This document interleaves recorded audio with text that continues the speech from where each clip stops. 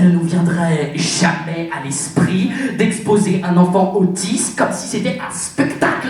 Jamais. Jamais. Jamais. Jamais. Jamais. Jamais. Bien sûr, un reportage a beaucoup plus d'impact lorsque les images sont émouvantes.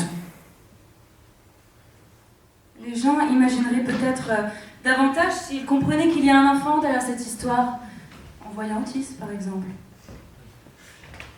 Mais c'est Une question de dignité. Nous sommes des journalistes, nous avons un code de déontologie. C'est une question de dignité.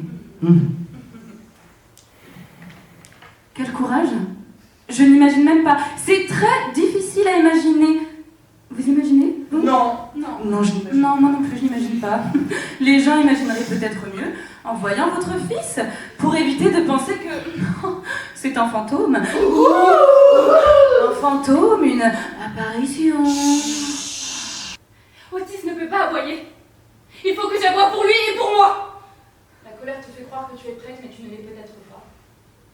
Quel genre de mère abandonne son enfant au moment où il a le plus besoin d'elle? Pardon? Quel genre de mère abandonne son enfant au moment où il a le plus besoin d'elle? Je ne l'ai pas abandonné, j'ai veillé à ce qu'il ait accès à l'accompagnement dont il avait besoin. D'accord. Quel genre de mère laisse son enfant à des inconnus au moment où il a le plus besoin d'elle? Je ne l'ai pas laissé à des inconnus, je l'ai laissé à des professionnels entre les mains de l'État. Très bien, je reformule. Quel genre de mère laisse son enfant à d'autres personnes au moment où il a le plus besoin d'elle?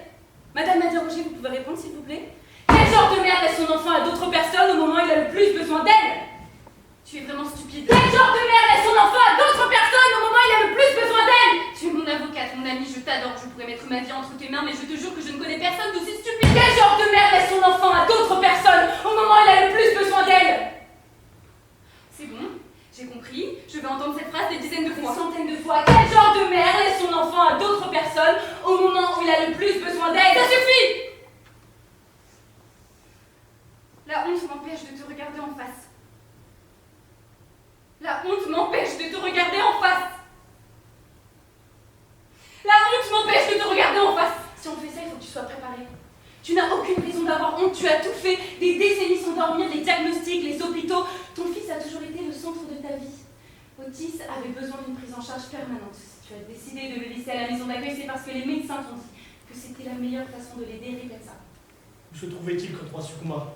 Son père l'avait éloigné, craignant qu'il ne fût tué. Loin de ses frères encore vivants. Où s'en fut-il tout seul? En cette trace, je retrouve son cadavre. Chez l'homme qui commande en ce pays, Polymestor. C'est ici qu'il fut envoyé, porteur de l'or qu'il a perdu. Par qui a-t-il péri et dans quelles circonstances? Et de quelle autre main que celle de ce trace, son hôte? Et Otis sera là. Et tu lui feras un câlin. Et c'est toujours sa prix. C'est toujours sa prix sur la souffrance, l'avenir que vous avez ensemble. L'avenir. L'avenir d'Otis. Parce que il va trouver un travail, fonder une famille, rencontrer l'amour de sa vie, vivre sans moi. Quel avenir? Là, aujourd'hui, dans quelques heures, tu vas rentrer à la maison, Otis t'y attendra et tu lui feras un câlin. Et c'est toujours ça de prix. C'est toujours ça de prix sur la souffrance. Et c'est pas toujours câlin d'être à la maison avec lui, hein. La plupart du temps, c'est pas câlin. À chaque fois que l'épisode se termine, Otis lève les yeux de l'écran. Je le regarde. Il me regarde. Il attend quelque chose. Et là, je commence.